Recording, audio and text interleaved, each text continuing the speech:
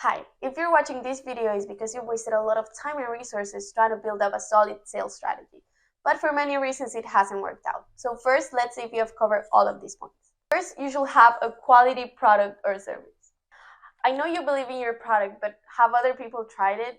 Have you asked your customers for feedback? If your product or service is high quality and perceived as valuable, it will increase the chances of repeat sales and recommendations. So for example, if you have a restaurant, try giving away a dessert or a treat in exchange for a good recommendation. Number two, segment your market. Not everyone is your customer. Learning to identify and understand your target audience is essential. Know their needs, interests, behaviors to adapt your message and marketing strategies effectively. One of the tools we use with our clients and would love to share with you is Answer the Public to stay ahead on what people search. Number three, create a solid marketing strategy.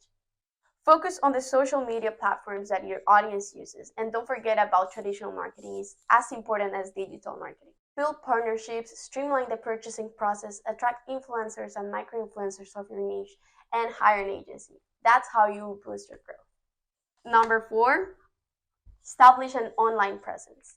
A professional and optimized website, along with a strong social media presence, will attract customers and build trust in your brand. It's not only about having them, it's not like you have it and that's it.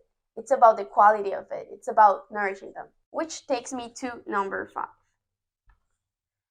sharing relevant content.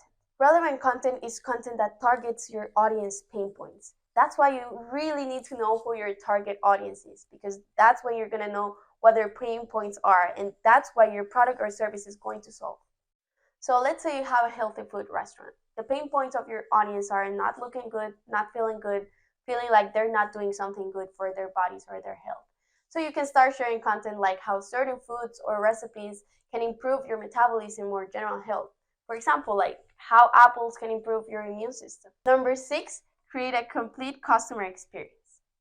Make sure every step, even before they show interest to when they receive the product or service, even long after it has to be memorable. Number seven, make the purchasing process easy. Okay, so now your customer knows how your product or service is going to improve their lives. It's going to solve their problems. So you shouldn't be complicating the purchasing process. They're already spending the money. You don't want them spending the time as well. It should only take them 3 clicks to make the actual purchase. You should optimize all the spaces to have secure and convenient payments. Number 8, track and analyze. Constantly analyze your sales, your strategies, and the actions taken. Use this data to identify the areas of improvement and optimize your efforts. I recommend doing this weekly and monthly. Remember, what isn't measured is lost. And the last one, number 9, team up.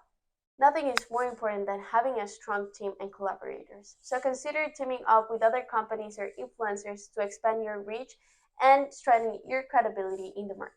This is how your business ecosystem should look like. But the most important thing is that you need to be willing to change, because the market is always changing. Your audience is changing. The trends are changing. And if you don't change with it, you're going to be left behind. You're going to get stuck.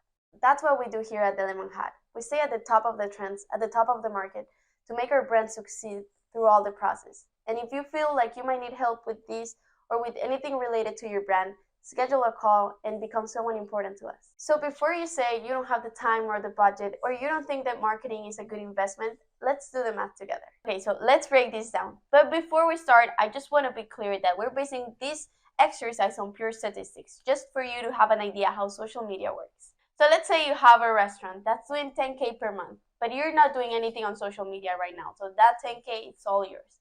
But you want to start investing in social media. So you hire an agency and you have a package that costs $1,500 that includes 20 posts, videos, reels, everything. Let's say this restaurant, it's an upscale casual and the average spend per person is $38. Right now, your social media has 2,500 followers. Statistics show that only 1% is actually going to see that post.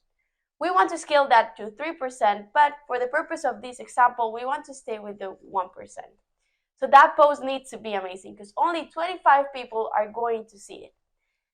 Out of that 25, only 10% or 20% is actually going to buy from that post. That could be 2.5 or 5 people. We took the average, that is 3.75, and multiplied that by 38, that's the average spend per person, and the total will be $142.5. You multiply that by 20, that is the number of posts this plan includes, and the total will be $2,850. Taking out what you invested, the $1,500, the total revenue will be $1,350. That's taking into account that you have 2,500 followers. Since you're already investing in social media, those numbers should go up. But for the purpose of this example, we're going to stay with the 2,500. But you're going to invest some money on ads. You're going to invest $120 per month. Statistics show that you can double your revenue with that amount.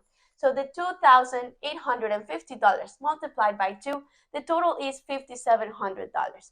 Taking out what you invested, the $1,500 plus the $120, the total investment was $1,620. Taking out what you invested, the total revenue will be $4,080. But you invested in social media and everything's doing great. The strategy is doing great, the posts are great, the videos are great. So everything's going up. So now you're up to 5,000 followers. You doubled your followers. So everything's doubled. So the revenue you had, the $2,850, is now $5,700.